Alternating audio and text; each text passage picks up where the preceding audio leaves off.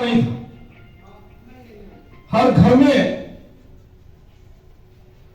गाय भैंस कुछ ना कुछ पशु होता था,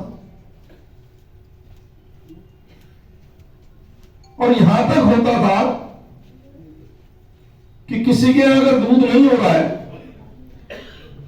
पशु ने गाय माता ने दूध देना बंद कर दिया उन दिनों में, तो पास पड़ोस के परिवार चिंता करते थे, अपने यहां से दूध भेजते थे।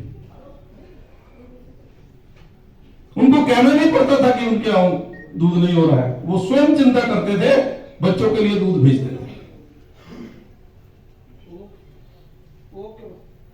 और इससे भी आगे रिश्तेदार अगर आ गए, मैं गांव में जाता था, अपने नाना के यहाँ जाता था, अपने ताऊ के यहाँ जाता था। हम सब बच्चे छुट्टियों में, आजकल तो छुट्टियों में कोई गोवा जाता है, कोई कहीं जाता है। हमारे जमाने में तो छुट्टी में मामा नाना के यहाँ जाना होता था। वही किसानों को, गोपालकों को, पशुपालकों को, डेयरी को 20 लाख करोड़ रुपए के आवंटन की व्यवस्था की है।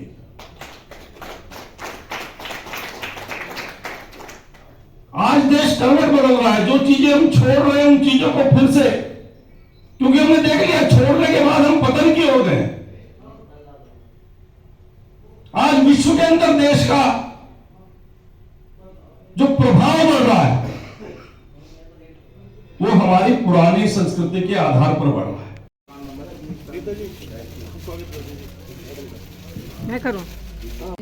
हमारे ये जो प्रयास है, सरकार और गांव के लोगों को हम लोग आपस में जोड़ने का प्रयास किया है, और गांव की और गाय से रिलेटेड जितनी प्रॉब्लम्स है हम उनको सामने लाना चाहते हैं लोगों के, कि कैसे कैसे हमें किया जाए। और हमने अपनी ही तरह का विश्व में पहली बार एक गौशाला इंस्टीट्यूट खोलने का प्लान किया है, जिसमें गांव के बच्चे हर कोई वहीं पढ़ेंगे, वहीं ट्रेन होके वहीं अपने गांव में गौशाला खोलेंगे, और दूसरी गौशाला में एम्प्लॉयमेंट। उन सब से जुड़े हुए हैं, और मैं उन्हें बहुत आदर के साथ में, उनके पास कुछ विशेष शक्तियां हैं, इसमें कोई डाउट ही नहीं है, आध्यात्मिक शक्तियां हैं। और मेरे को जब पता चला, मैंने कहा यार मॉरिशस का प्रेसिडेंट वो आपको 12 एकड़ ज़मीन दे रहा है वहाँ पर, कह रहा है यहाँ पर आश्रम बनाइए, और आप कह रहे हो नहीं मैंने नहीं बनाना। वो यहाँ पर आए हुए हैं, और मैं उनका बहुत हार्दिक अभिनंदन करता हूँ। मैं स्टेज पर बुला रहा हूँ आचार्य अरविंद त्रिपाठी जी को, बहुत सादर के साथ, आदर के साथ।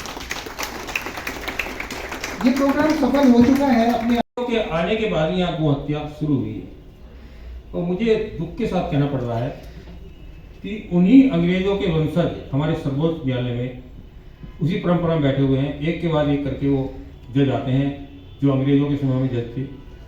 और दिल्ली में जो गाय का एक बहुत बड़ा विनाश हुआ है, एक स्वतंत्र कुमार नाम के सुप्रीम कोर्ट के जज थे, उनके वो हाई कोर्ट के जज थे, तो उन्होंने प्रसाद भूषण नाम का एक वकील था, उसकी याचिका के ऊपर दिल्ली में गाय के ऊपर पाबंदी लगाई। गाय आवारा पशु है, और जिन गाय के लिए हम पहली रोटी निकालते हैं, हम लोग तरस गए कि गाय की पहली रोटी कहाँ डालें।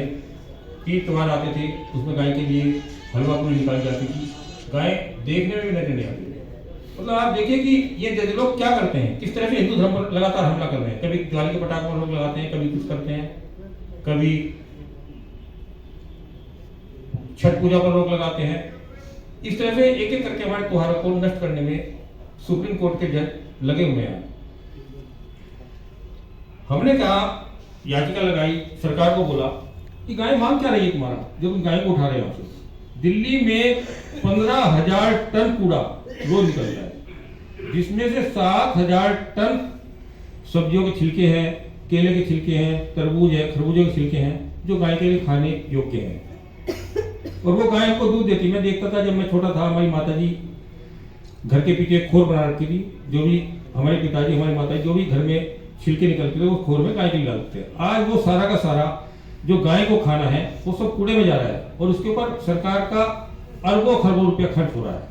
एक कूड़े का पहाड़ बन गया। कूड़े का पहाड़ बनने के पीछे असली कारण यही है कि गाय का जो खाने का आहार था, उसको नष्ट किया गया। और ये मतलब एक बहुत बड़ी शक्ति ताकतें जो गाय को नष्ट करने में लगी हुई है। आप देखोगे, एक अखलाक कांड हुआ था यही दादरी के पास, विशाखा गांव में। हम खुद उस गांव में गए थे, मैं शामी होंगी, हम उस गांव में गए थे।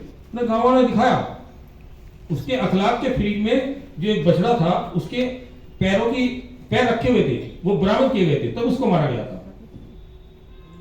स्मृति में गो हत्यारे के लिए एक ही आदेश है कि